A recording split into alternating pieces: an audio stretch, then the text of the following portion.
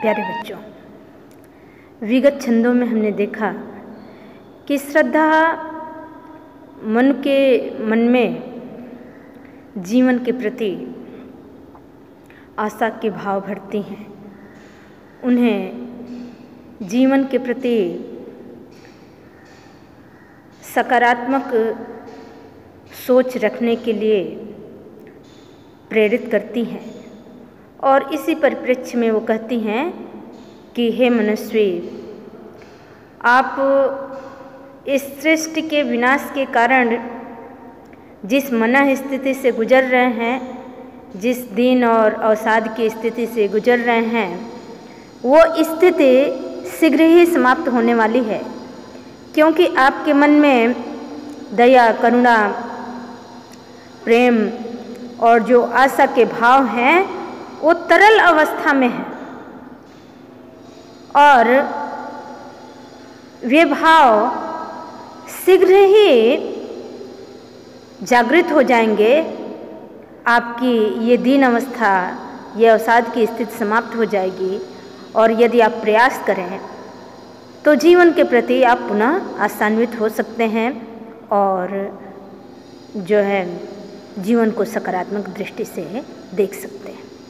इसी क्रम में श्रद्धा मनु के अंतर मन को, या उनके मन में जो निराशा और विषाद का भाव है, विरक्ति का भाव है, या जो एक पलायनवादी दृष्टि उनकी हो गई है, उसको परिवर्तित करने के लिए, उसको बदलने के लिए प्रेरित करती हैं।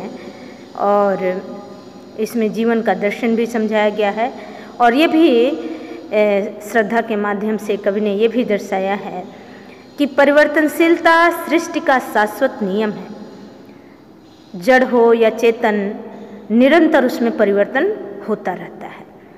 तो इस परिवर्तन से मनुष्य को घबराना नहीं चाहिए, बल्कि उसे आत्मसात करना चाहिए, उसे स्वीकारना चाहिए। और इसी परिप्रेक्ष्य में आगे श्रद्धा कहती हैं कि हे मनस्वी, जिस तरह से प्रकृति के यौवन का श्रृंगार करेंगे कभी न बासी फूल, मिलेंगे वे जाकर अतिशीघ्र, आह उत्सुक है उनकी धूल। कहती हैं कि हे मनस्वी, प्रकृति का शाश्वत नियम है परिवर्तनशीलता। यह निरंतर परिवर्तित होती रहती है, यानी जीवन जो है परिवर्तनशील है, यह सृष्टि परिवर्तनशील है और इसमें निरंतर परिवर्तन होता रहता है।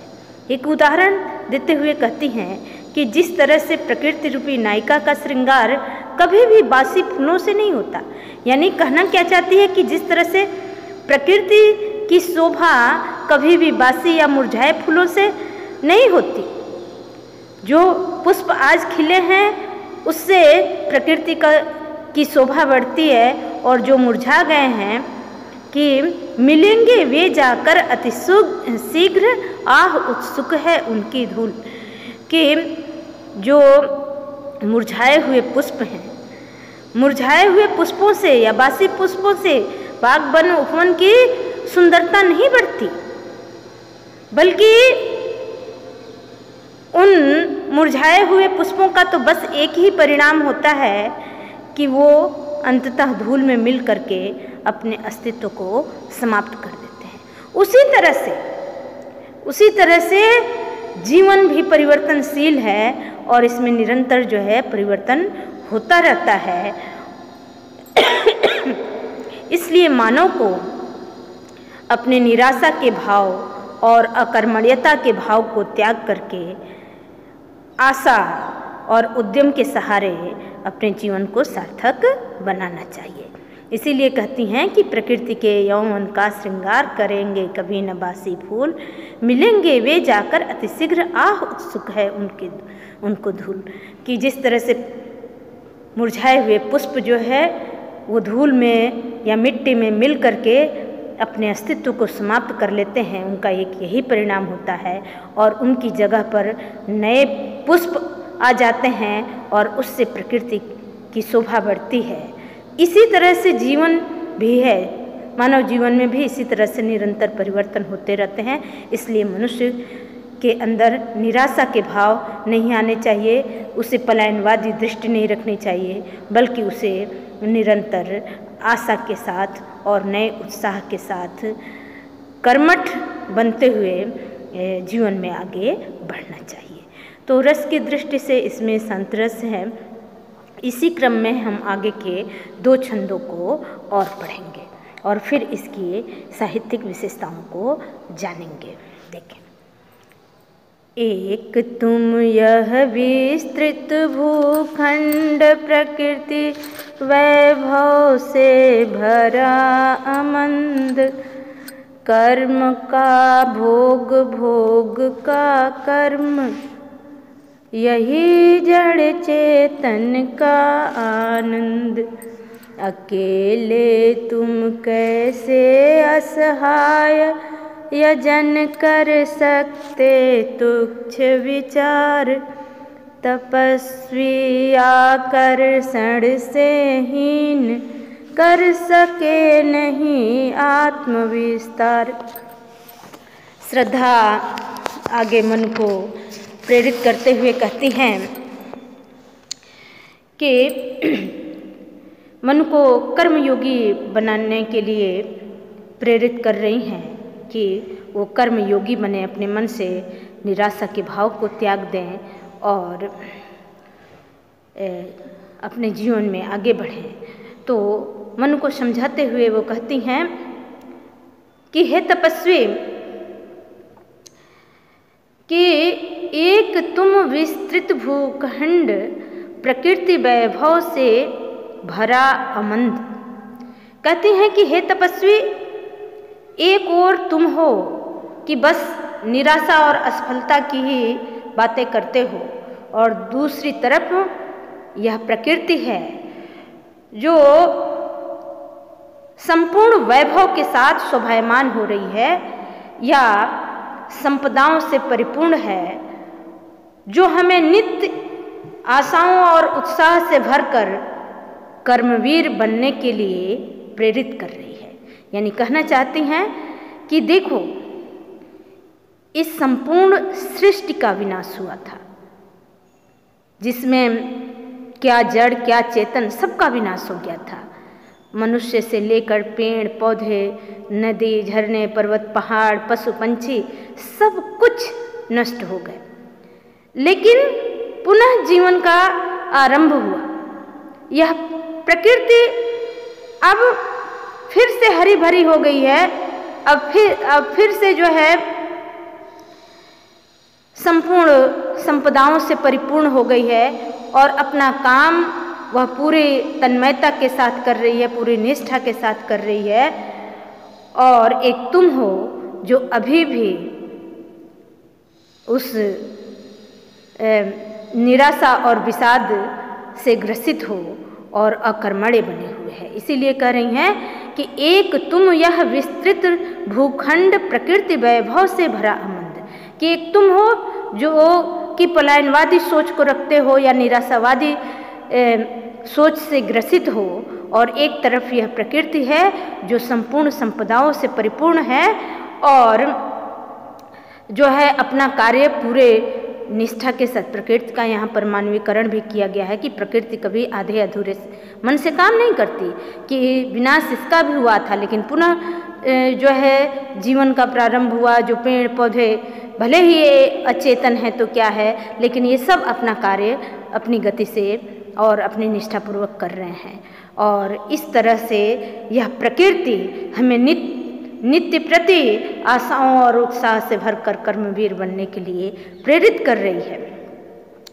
कि और आगे कहती हैं कि कर्म का भोग भोग का कर्म, यही जड़ चेतन का आनंद। श्रद्धा मनुष्य कहती हैं कि हे मनस्वी, इसलिए तुम्हें निराशा और हताशा को छोड़ करके कठिन परिश्रम करते हुए इस पृथ्वी पर जो भी संसाधन है उन संसाधनों का उचित रूप से उपभोग करना चाहिए। यानी प्रकृति हमें जो है कर्मवीर बनने के लिए प्रेरित कर रही है कि ये जो संपूर्ण संपदाएं हैं तुम्हारे जैसे चेतन प्राणी के उपभोग के लिए ही है, लेकिन वो कहती हैं कि इनका उपभोग तुम कर्म करते हुए करो, अकर्मण्य रह करके नहीं, कि कर्म का भोग, भोग का कर्म, यही जड़ चेतन का आनंद, जिसमें जड़ और चेतन दोनों का आनंद निहित है। इसलिए आगे वो कहती हैं कि अकेले तुम कैसे असहाय यजन कर सकते, तुच्छ विचार तपस्वी आकर्षण से हीन कर सके नहीं आत्मविस्तार।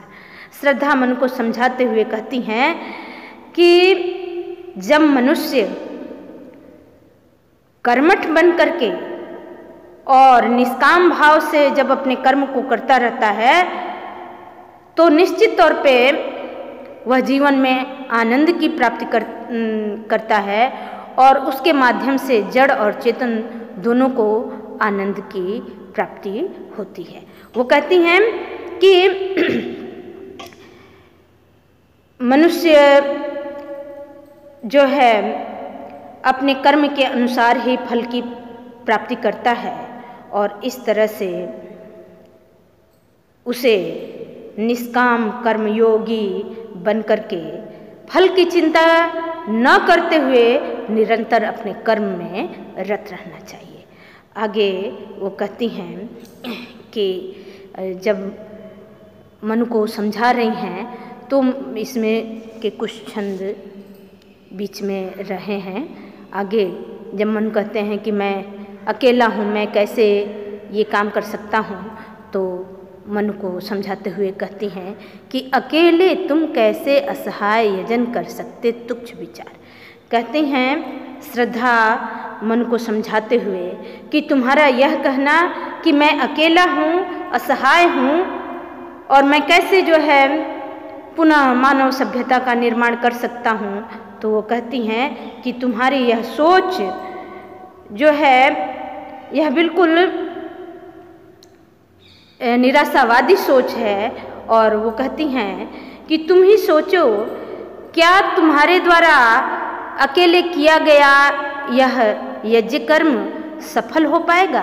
कि अकेले तुम कैसे असहाय यजन कर सकते तुच्छ विचार तपस्वी आकर्षण से हीन कर सके नहीं आत्मविस्तार। श्रद्धा कहना चाहती हैं कि यदि व्यक्ति उद्यमहीन होकर के, उत्साहहीन होकर के अकेले कोई कार्य बस औपचारिकता बस कर रहा है तो वो कार्य पूर्ण रूप से सफल नहीं होता। इसलिए तुम स्वयं को अकेला या असहाय न समझो, बल्कि उत्साह से युक्त होकर के और सकारात्मक भाव के साथ जब काम करोगे तो जीवन में सफलता अवश्य मिलेगी। कहती हैं कि तपस्वी आकर्षण से हीन कर सके नहीं आत्मविस्तार। कहती हैं श्रद्धा कि हे तपस्वी, तुम्हारे द्वारा स्वयं को विवश और निराश्रित मानना भी तुम्हारे हीन विचारों का ही, कि तपस्वी आकर्षण से हीन, तुम्हारे हीन विचारों का ही परिचायक है।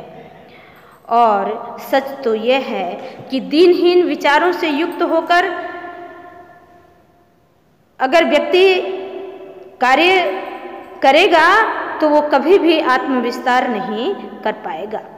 इसलिए आगे वो कहती हैं कि हे तपस्वी, तुम्हें जीवन से विरत रहकर जीने की इच्छा त्याग देनी चाहिए और संपूर्ण जग के कल्याण के लिए कर्मवीर बनकर जीने का संकल्प लेना चाहिए। देखिए इसके पिछले छंद में जो आपने पढ़ा कि वो कहती हैं कि जिस तरह से प्रकृति का श्रृंगार कभी भी मुरझाए या बासी फूलों से नहीं होता और वे बासी फूल मिट्टी में मिलकर अपने अस्तित्व को मिटा लेते हैं और उसकी जगह पर नए पुष्प आ जाते हैं, वही जो है प्रकृति का श्रृंगार करते हैं। तो जीवन का ये शाश्वत नियम है, परिवर्तनशीलता, और यही शाश्वत सत्य है। आगे श्रद्धा समझा रही हैं कि संपूर्ण सृष्टि का विनाश हुआ था, लेकिन सृष्टि पुनः पूरे मन से अपना कार्य कर रही है। और इसीलिए वो कहती हैं एक तुम यह विस्तृत भूखंड, और मनु को कहती हैं कि देखो एक तुम हो, चेतन प्राणी होकर भी अचेतन बने हुए हो, जबकि ये अचेतन पृथ्वी जो है पूरे मन से अपना कार्य कर रही है कि संपूर्ण संपदा से भरी हुई है। और यह संदेश दे रही है कि हे चेतन प्राणी, ये जितने भी संपदा है कर्म करते हुए इसका उपभोग करो, कर्म करो और भोग करो, और इसी में जड़ और चेतन दोनों का आनंद निहित है। अर्थात प्रकृति जो है तुम्हें कर्मवीर बनने के लिए प्रेरित कर रही है, संदेश दे रही है, और कह रही है कि कभी भी व्यक्ति अगर आधे अधूरे मन से काम करता है या औपचारिकता बस काम करता है, यानी तुम जिन दिनहीन विचारों से ग्रस्त होकर के यदि यज्ञ इत्यादि भी कर रहे हो तो वह पूर्ण रूप से सफल नहीं होगा।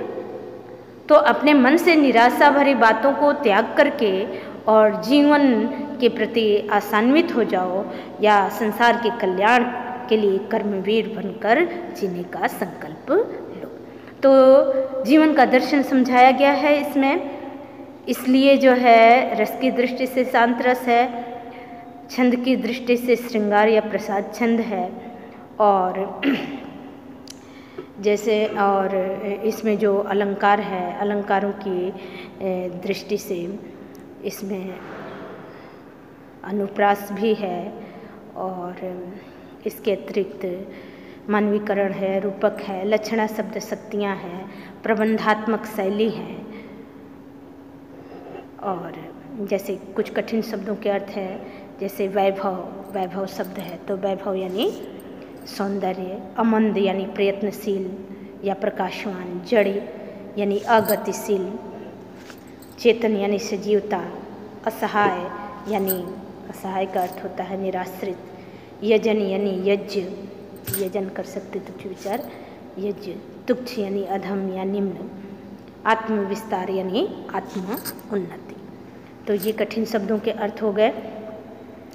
अब इससे संबंधित जो भी प्रश्न पूछे जाएंगे, जैसे रस, तो रस इसमें शांत है, छंद इसका श्रृंगार या प्रसाद छंद है, भाषा इसकी शुद्ध साहित्यिक खड़ी बोली है, प्रबंधात्मक शैली है इसकी, सारी चीज़ें बता दी। किसी भी पंक्ति का अर्थ पूछ लिया जाए, यानी कर्म का भोग, भोग का कर्म, यही जड़ चेतन का आनंद। अर्थात प्रकृति जो वैभव से परिपूर्ण है वह मानव को प्रेरित कर रही है कि तुम भी कर्म करो। जिस तरह से प्रकृति जो है पूरे मन से अपना कार्य कर रही है, और प्रकृति में विद्यमान जो संपदाएं हैं उन संपदाओं का कर्म करते हुए उपभोग करो। तो जिसमें इसी में जड़ और चेतन दोनों का आनंद नहीं। पिछले छंदों में देखा कि श्रद्धा मनुष्य कहती हैं कि हे तपस्वी, आप निराशावादी सोच को त्याग करके कर्मवीर बनने का प्रयत्न करें, अर्थात प्रकृति की भांति ही अपने कर्म में प्रवृत्त हो जाएं और जगत के कल्याण के लिए कर्म करते हुए आगे बढ़ने का या जीवन जीने का संकल्प लें। और उसी में वो कहती हैं, उसी क्रम में आगे कि समर्पण लो सेवा का सार, सजल संस्कृति का यह पतवार, आज से जीवन उत्सर्ग इसी पद तल में विगत विकार, बनो संस्कृति के मूल रहस्य, तुम्ही से फैलेगी वह बेल, विश्व भर सौरभ से भर जाए, सुमन के खेलो सुंदर खेल।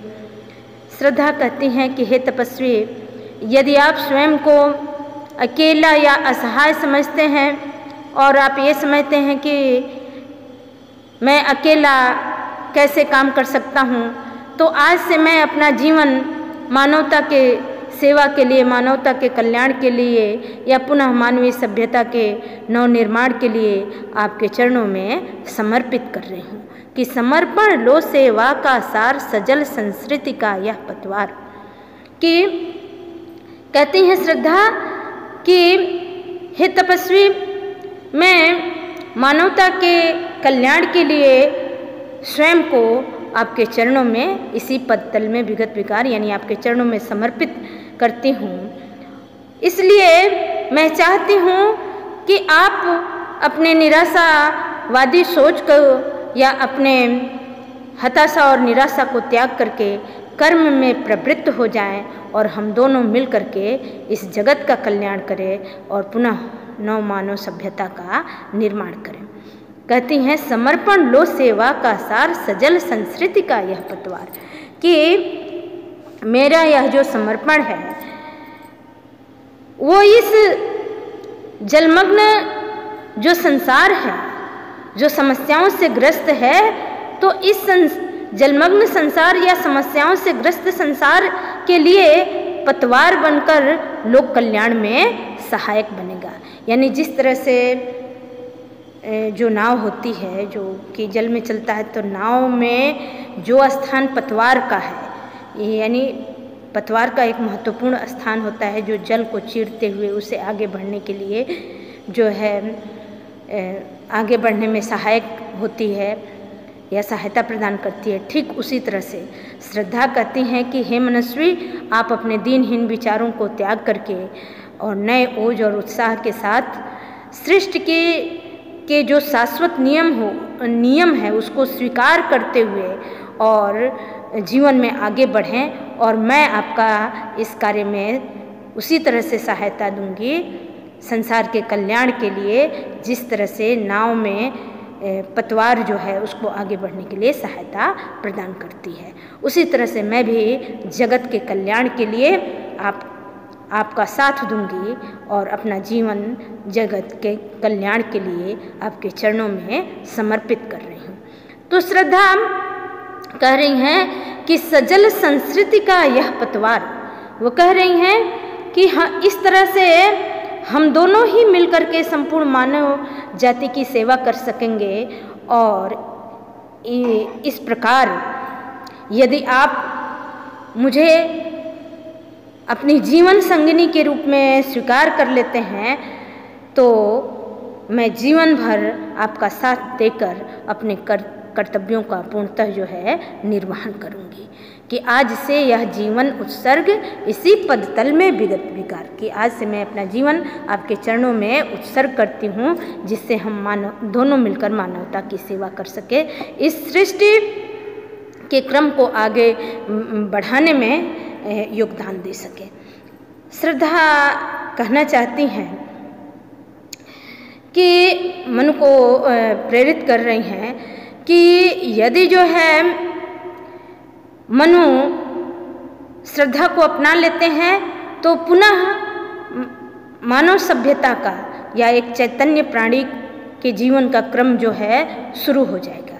इसीलिए आगे वो कहती हैं कि बनो संस्कृति के मूल रहस्य तुम्ही से फैलेगी वह बेल, विश्व भर सौरभ से भर जाए सुमन के खेलो सुंदर खेल। श्रद्धा कहती हैं कि हे तपस्वी, आप मुझे अपनाकर सृष्टि को आगे बढ़ाने में सहायक बने और इसके रहस्यों को अर्थात जीवन और मरण का जो सच है उस सच को अपनाएं या उस सच से अपना साक्षात्कार करें कि परिवर्तन जो कि सृष्टि का शाश्वत नियम है इसको जो है आप स्वीकार करें। और इस तरह से, क्योंकि इस सृष्टि में आप ही एक चैतन्य प्राणी हैं और इस सृष्टि को बचाने के लिए बचाने में आपकी महत्वपूर्ण भूमिका है या इस सृष्टि को आपकी नितांत आवश्यकता है। कि बनो संस्कृति के मूल रहस्य तुम्ही से फैलेगी वह बेल। श्रद्धा आगे कहना चाहती हैं कि हे मनस्वी, आपके द्वारा ही सृष्टि की जो जीवन रूपी बेल है वो आगे बढ़ेगी, यानी मानव सभ्यता का विकास होगा, कि मानव सभ्यता रूपी मधुर बेल को आप ही आगे बढ़ा सकते हैं। और मैं आपकी जीवन संगिनी बनकर या आपकी पत्नी के रूप में जो है इस कार्य में आपका मदद करूंगी या आपकी सहायता करूंगी, और आपके द्वारा ही जो मानवीय सभ्यता है या जो मानव सभ्यता है वह बच पाएगी, आप उसे बचा लें। आगे कहती हैं, बनो संस्कृत के मूल रहस्य तुम्ही से फैलेगी वह बेल, विश्व भर सौरभ से भर जाए सुमन के खेलो सुंदर खेल। कहती हैं कि हे मनस्वी, इस तरह से आप मानवता रूपी बेल को बचा करके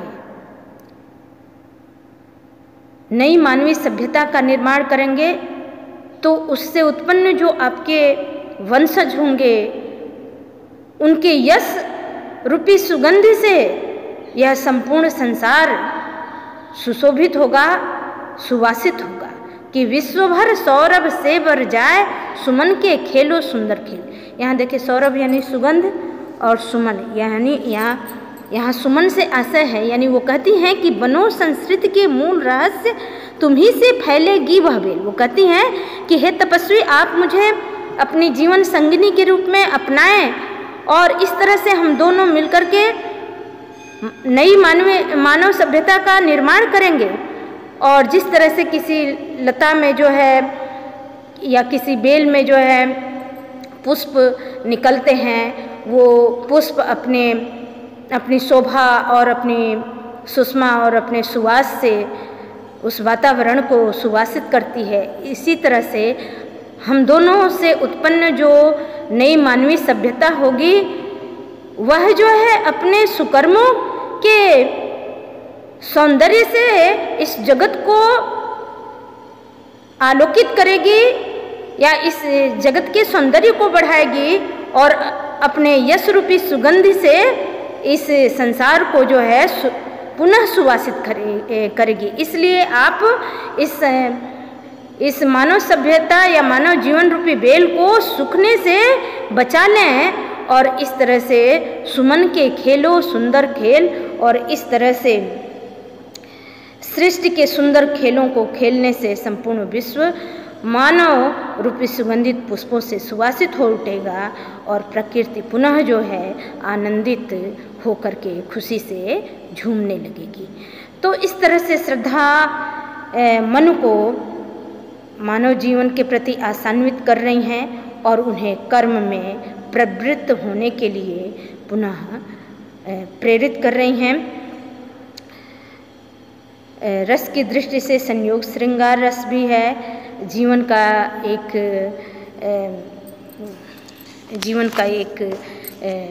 संदेश भी इसमें दिया गया है कि वो कहती हैं, बनो संस्कृत के मूल रहस्य तुम्ही से फैलेगी वह बेल, कि जीवन में सकारात्मक विचारों के साथ आगे बढ़ें और जीवन का जो वास्तविक सच है यानी सुख और दुख जो कि जीवन में लगे ही रहेंगे, जीवन और मृत्यु ये दोनों ही चीज़ लगे ही रहेंगे, इसको स्वीकार करो। तो जीवन का इसमें दर्शन भी है, जीवन का जहाँ दर्शन है वहाँ शांत रस भी है। भाषा पहले जैसा ही शुद्ध साहित्यिक खड़ी बोली है, प्रबंधात्मक शैली है, लक्षणा शब्द शक्तियाँ हैं। अब कुछ कठिन शब्द हैं जैसे सजल संस्कृति, संस्कृति का अर्थ है सृष्टि, सजल यानी जलयुक्त, पतवार यानी नाव खेने वाला जो डंडा होता है वो पतवार होता है, उत्सर्ग यानी न्यौछावर, पद तल में यानी चरणों में, और बेल यानी लता, सौरभ यानी सुगंध। और जैसे कठिन शब्द आ जाए कि बनो संस्कृति, नहीं कोई प्रश्न आ जाए कि बनो संस्कृति के मूल रहस्य तुम्ही से फैलेगी वह बेल, इससे कवि का क्या आशय है। अर्थात कवि कहना चाहता है कि श्रद्धा मन को जीवन के प्रति प्रेरित करती हैं, जीवन में आगे बढ़ने के लिए प्रेरित करती हैं कि वो श्रद्धा को अपनाकर मानव सभ्यता के निर्माण में आगे बढ़ें। पिछले छंदों में हमने देखा कि श्रद्धा मनु को कर्म में प्रवृत्त होने के लिए प्रेरित कर रही हैं और उन्हें कह रही हैं कि हे मनस्वी, संसार के कल्याण के लिए और मानव सभ्यता के नवनिर्माण के लिए मैं आपकी जीवन संगिनी बनकर आपके साथ रहना चाहती हूँ और इस तरह से हम दोनों मिलकर के नई मानवीय सभ्यता का निर्माण कर सकते हैं।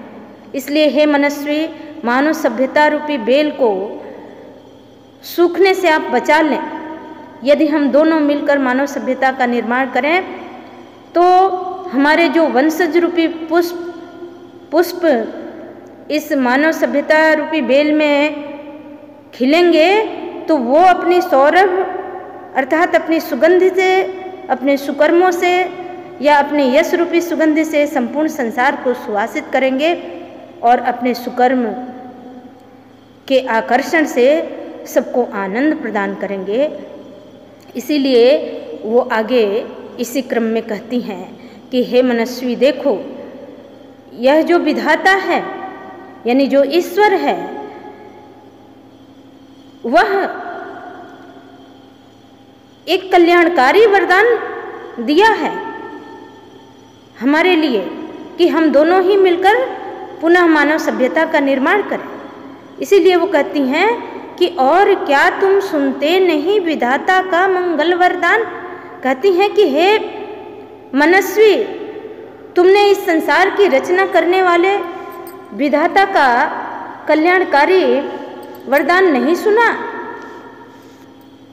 जिसमें उन्होंने कहा है कि हे तपस्वी, तुम शक्तिशाली बनो और विजय प्राप्त करो। यानी कहना क्या चाहती हैं कि विधाता ने इस संपूर्ण सृष्टि को पुनः वैभव से युक्त कर दिया है और यह सृष्टि जो अपने पूरे वैभव और ऐश्वर्य के साथ, यानी यह प्रकृति जो अपने वैभव और अपनी संपदा के साथ, ऐश्वर्य के साथ इस समय सुशोभित हो रही है, इसकी सार्थकता इसी में है कि आप एक चैतन्य प्राणी हो, आप इसका विवेक पूर्वक उपभोग करो और पुनः जो है मानव सभ्यता का नवनिर्माण करो कि भोग का कर्म, कर्म का भोग, यही जड़ चेतन का आनंद, कि इसी में जड़ और चेतन दोनों का आनंद निहित है कि प्रकृति में तमाम जो संपदा है, ये संपूर्ण प्रकृति वैभव से, संपदा से भरी हुई है। इस संपदा और इस वैभव की सार्थकता, उसकी उपादेयता इसी में है कि आप चैतन्य प्राणी हैं। मनु के लिए बात कही जा रही है और मनु यदि कर्म में प्रवृत्त होकर कर्म करते हुए उन सारी चीज़ों का विवेक पूर्वक इस्तेमाल करें, उपभोग करें और मानव सभ्यता का निर्माण करें, तो इसी में जड़ और चेतन पदार्थ दोनों का आनंद निहित है।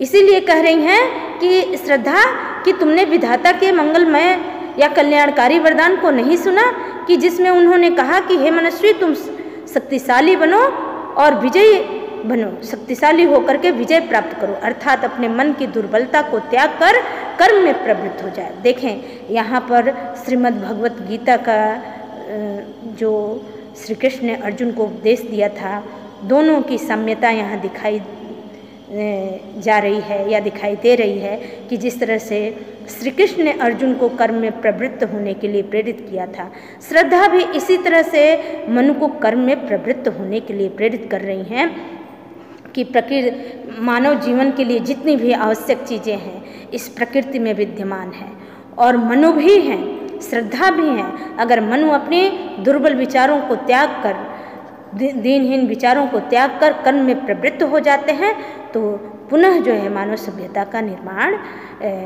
हो जाएगा। और इसीलिए श्रद्धा आगे कहती हैं कि शक्तिशाली हो, विजयी बनो, विश्व में गूंज रहा जाएगा। कहती हैं श्रद्धा आगे कि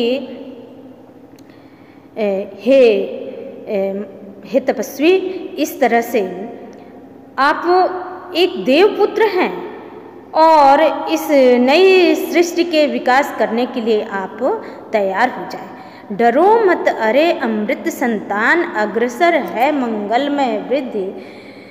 पूर्ण आकर्षण जीवन केंद्र, खिंची आवेगी सकल समृद्धि। कहती है श्रद्धा मनुष्य कि हे मनु, आप देवपुत्र हैं और आप इस नवीन सृष्टि का विकास करने के लिए तैयार हो जाएं, तत्पर हो जाएं। किसी भी प्रकार की आशंका से भयभीत न हों, क्योंकि कल्याणकारी उन्नति अग्रसर है मंगलमय वृद्धि, क्योंकि कल्याणकारी उन्नति जो है आपके सम्मुख है। पूर्ण आकर्षण जीवन केंद्र, खिंची आवेगी सकल समृद्धि। आपका जीवन आकर्षण से भरा हुआ है और सारी समृद्धियाँ, सारे सुख संपदाएं, सारा वैभव आपके समक्ष उपस्थित हो जाएगा। देखिए श्रद्धा कहना क्या चाहती हैं?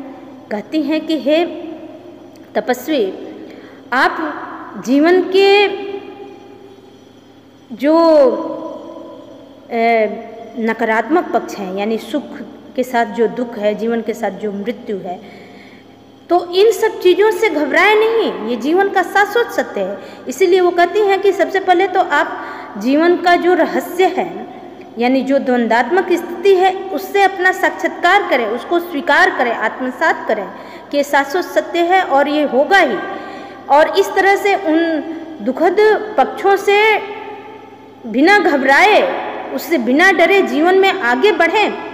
क्योंकि जब व्यक्ति कर्म में प्रवृत्त हो जाता है, यानी जो कर्म करता है, कल्याण वही देखता है, मंगल वही देखता है। अकर्मण्य व्यक्ति कल्याण को नहीं देखता। इसीलिए वो कहती हैं कि आप जीवन में कर्म में प्रवृत्त हो जाएं और सकारात्मक सोच के साथ आगे बढ़ेंगे तो यह जीवन जो है आकर्षण का केंद्र है और सारी समृद्धियाँ, कर्म में लगे हुए व्यक्ति के समक्ष सारी समृद्धियाँ स्वतः जो है खींची हुई चली आती हैं। संस्कृत में एक श्लोक है, उसका भाव मैं आपको बता रही हूँ कि उसमें लिखा गया है कि व्यक्ति को सहसा विदितम न क्रियाम अविवेक परम आपदाम पदम, कि मनुष्य को बिना सोचे विचारे कोई कार्य नहीं करना चाहिए, क्योंकि वह परम आपदाओं का कारण होता है। वृणुते ही विमृश्य कारणम गुण लुब्धा संपदा, अर्थात जो संपदा होती है, जो लक्ष्मी होती है, जो वैभव या ऐश्वर्य होता है, गुणवान व्यक्तियों का वर्ण स्वयं कर लेती है। तो यहाँ पर श्रद्धा क्या कहना चाहती हैं कि हे मनुष्य, जीवन के द्वंद्वात्मक स्थिति से आप घबराएं नहीं, उसको अपने अंदर आत्मसात कर लें, यानी उसको पूर्णतः स्वीकार कर लें। और जब स्वीकार कर लेंगे तो स्वीकार करके जब आगे बढ़ेंगे तो जो जीवन का कल्याणकारी सफ़र है वह बड़ी सरलता के साथ पूर्ण हो जाएगा और यह जीवन आकर्षण का केंद्र बन जाएगा। जो व्यक्ति कर्म में प्रवृत्त रहता है, सारी संपदाएं उसके समक्ष स्वतः खिंची चली आती हैं। तो इसमें जो है कवि ने श्रद्धा के माध्यम से मन में वीरता और विजय के भावों को जगाने का प्रयास किया है। श्रद्धा द्वारा मन को सृष्टि के क्रम को आगे बढ़ने का भी संदेश दिया है। देखिए, सृष्टि के क्रम को आगे बढ़ाने की जहाँ पर बात कही जा रही है, दोनों को मिलन से तो यहाँ पर श्रृंगार रस भी है। दूसरी चीज़, जिस तरह से श्रद्धा मन के मन में ओज और वीरता के भावों को भर रही हैं, वह उस दृष्टि से इसमें वीर रस भी है और शैली इसकी प्रबंधात्मक है। छंद वही श्रृंगार या प्रसाद छंद है। देखिए, श्रृंगार, इस छंद को श्रृंगार भी कहा जाता है और प्रसाद छंद भी कहा जाता है। अभिधा शब्द शक्तियाँ भी हैं, लक्षणा भी हैं और कुछ कठिन शब्दों के अर्थ जैसे समृद्धि है, समृद्धि यानी वैभव, खुशहाली, उसी तरह से सकल यानी संपूर्ण और सकल समृद्धि जो है, इसी तरह से विधाता यानी ईश्वर, मंगल वरदान यानी शुभ आशीर्वाद, अमृत संतान यानी अमर पुत्र,